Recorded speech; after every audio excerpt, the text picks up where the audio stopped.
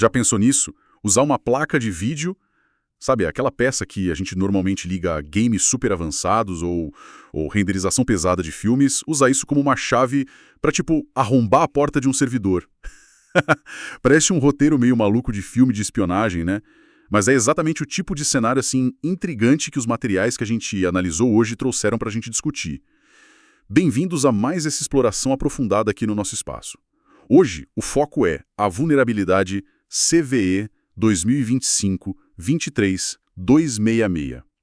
E olha, as informações que recebemos pintam um quadro fascinante e um tanto alarmante. É uma maneira bem engenhosa de ataque que transforma GPUs da NVIDIA, especificamente quando estão rodando dentro de containers, num ponto de entrada bem inesperado.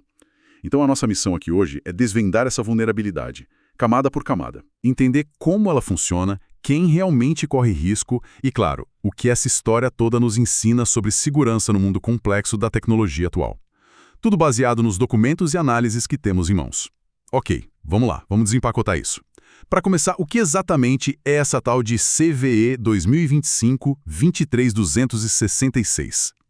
Assim, no nível mais básico, as fontes descrevem como uma falha que permite a um atacante, sabe, sob certas condições, usar uma placa de vídeo da NVIDIA que está sendo usada por um software isolado num container para conseguir rodar comandos direto no sistema principal, no servidor que hospeda tudo.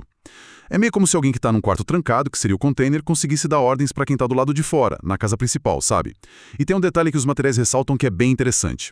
Apesar desse código 2025 sugerir algo super novo, a existência dessa brecha, dessa possibilidade já era meio que sussurrada nos meios técnicos há um tempinho. A catalogação formal como CVE é recente, mas a ideia da vulnerabilidade em si já tinha sido notada antes. Exato, e o que torna isso particularmente fascinante, na minha opinião, é justamente como um componente de hardware, a GPU, algo que a gente geralmente associa, sei lá, a processar pixels ou fazer cálculo complexo, como ela se transforma num pivô para um ataque dentro de um ambiente de software que é todo abstraído, como os containers. Essa vulnerabilidade, ela basicamente fura essa camada de isolamento que os containers deveriam garantir, sabe?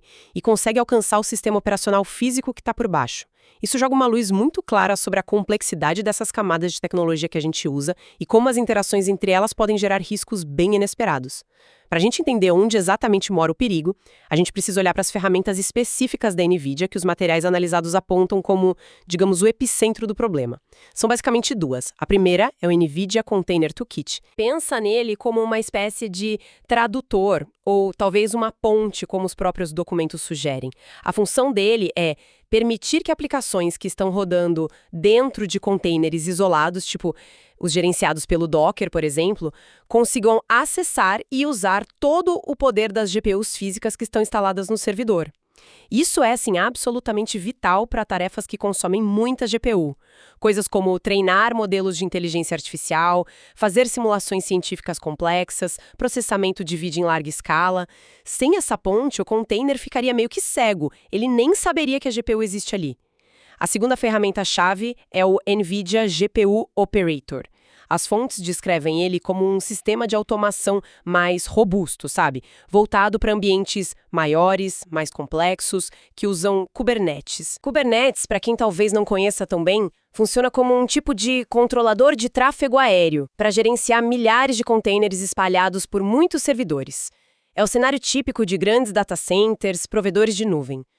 O GPU Operator, nesse cenário, age como um administrador robótico. Ele cuida de tudo, instala os drivers da NVIDIA, configura as GPUs para os containers e faz o gerenciamento contínuo desses recursos em escala. A ideia é eliminar a necessidade de ficar configurando manualmente, o que seria, impraticável em ambientes com centenas ou milhares de GPUs. Certo. Então a gente está falando de um ecossistema de tecnologia bem específico, né? Não é o tipo de software que, sei lá, o usuário comum instala no computador de casa.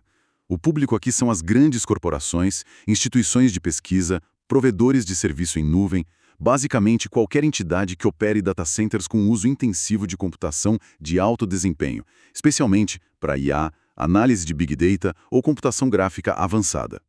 E aí alguém pode pensar, tá, mas por que isso deveria me importar se eu não trabalho com isso?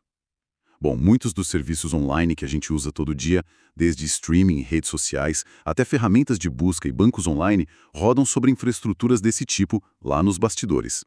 Uma vulnerabilidade crítica nesse nível, mesmo que não afete a gente diretamente, pode ter consequências indiretas, né? Na estabilidade ou até na segurança dos serviços que a gente consome. Agora a parte crucial, o mecanismo do ataque. Como é que o invasor explora essa falha na prática? Aqui a coisa fica realmente engenhosa, segundo as análises. Os materiais indicam que o ponto fraco aparece num momento muito específico, a inicialização de um container que precisa usar a GPU, mais precisamente durante a execução dos chamados hooks de pré-inicialização. E o que são esses hooks? Imagina eles como pequenos scripts ou uns mini-programas auxiliares. Os textos descrevem como ferramentas que rodam automaticamente em momentos-chave, tipo antes do container principal realmente começar a funcionar para fazer tarefas preparatórias. Esses hooks são usados para configurar o ambiente do container para ele poder falar direito com a GPU física. O detalhe crítico aqui é que esses hooks, para fazerem o trabalho deles, precisam rodar com privilégios elevados, muitas vezes como root, como administrador, lá no sistema hospedeiro. E aí que está o X da questão, como apontam as fontes. Uma validação inadequada dos caminhos de busca por esses hooks e pelos arquivos que eles precisam carregar. As ferramentas da NVIDIA, tanto o Toolkit quanto o Operator, não estavam verificando com o rigor necessário de onde elas estavam puxando alguns desses componentes na hora da inicialização. Existia uma confiança meio implícita em certo diretório, sabe? Essa falta de verificação rigorosa abre a porta para um truque. Se um atacante já conseguiu algum tipo de acesso, mesmo que limitado, ao ambiente onde o container vai ser criado, talvez acesso a um volume compartilhado ou a capacidade de influenciar alguma variável de ambiente, ele pode plantar um arquivo malicioso em um local que a ferramenta da NVIDIA acaba consultando sem desconfiar. Aí, quando o processo de inicialização do container começa e o hook é chamado, em vez de carregar o arquivo legítimo que era esperado, ele pode ser enganado para carregar e executar o arquivo malicioso do atacante. Espera aí, então é como se o sistema perguntasse: preciso do arquivo X, e em vez de ir buscar lá na pasta segura arquivos oficiais, ele aceitasse pegar de uma pasta tipo arquivos aleatórios deixados aqui, só porque essa pasta apareceu no caminho de busca dele. De forma bem simplificada, é por aí. A validação do endereço de onde buscar o arquivo era falha. E como esses hooks rodam com os privilégios mais altos do sistema, O atacante, que talvez começou com um acesso bem restrito dentro do futuro container, de repente ganha as chaves do reino. Consegue executar comandos direto no servidor hospedeiro com controle total. As fontes são bem claras sobre a gravidade disso. É uma escalada de privilégio completa. Sair da caixinha do container para controlar a máquina inteira. exatamente. E as consequências potenciais são, assim, enormes. A classificação CVSS dessa vulnerabilidade é crítica. Para dar um contexto, a escala CVSS geralmente vai de 0 a 10, e crítico normalmente se refere a pontuações acima de 9.0. Isso indica falhas que podem levar ao comprometimento total do sistema, muitas vezes de forma relativamente fácil de explorar, se as condições estiverem presentes, claro. E em ambientes de cluster, como os data centers que usam Kubernetes e o GPU Operator, o risco ainda se amplifica. Uma vez que um atacante compromete um servidor hospedeiro usando essa falha, ele pode tentar usar esse ponto de apoio para fazer o que a gente chama de movimento lateral, pular para outras máquinas na mesma rede. Isso levanta uma questão importante que os materiais só tangenciam, que é a possibilidade de um único ponto de falha comprometer potencialmente dezenas, centenas ou até milhares de outros servidores dentro do mesmo data center. É o pesadelo de qualquer equipe de segurança, né? Pois é. Contudo, aqui entra um contraponto interessante que as fontes também trazem. Apesar dessa classificação crítica e do potencial devastador, os relatos indicam que não houve uma execução em massa dela. Ou seja, parece que não se viu uma onda massiva de ataques explorando publicamente essa CVE 2025-23266, pelo menos até o período que as análises cobriram.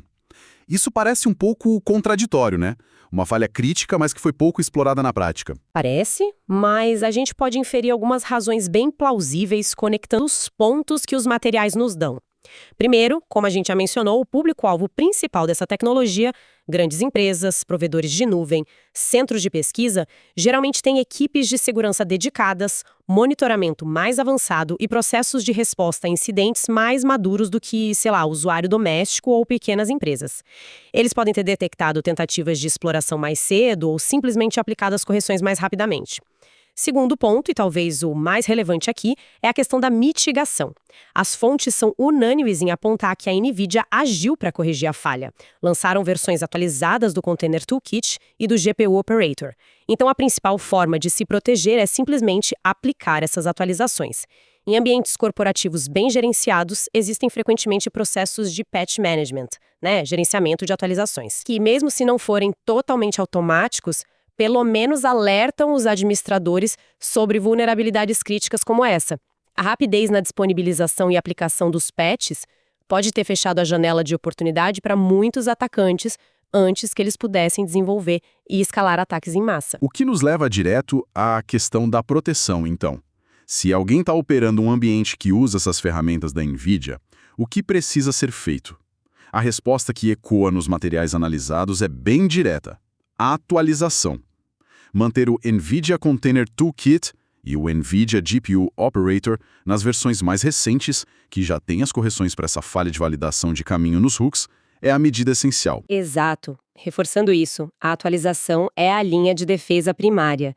Mas vale adicionar uma camada de nuance aqui, pensando nos desafios do mundo real que as fontes talvez não detalhem explicitamente.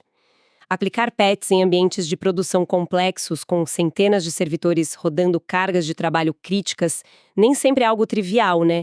Exige planejamento, testes, janelas de manutenção.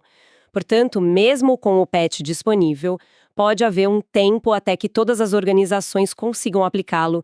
Isso só sublinha a importância não só de ter o patch, mas de ter processos ágeis para implementá-lo. Além, claro, de monitoramento contínuo para detectar qualquer atividade suspeita nesse meio tempo. A existência desses processos robustos em muitas grandes organizações provavelmente foi um fator-chave para limitar a exploração dessa falha. E, voltando ao nosso objetivo aqui, que é extrair o aprendizado relevante. Mesmo para quem não gerencia um data center, entender vulnerabilidades como essa é importante.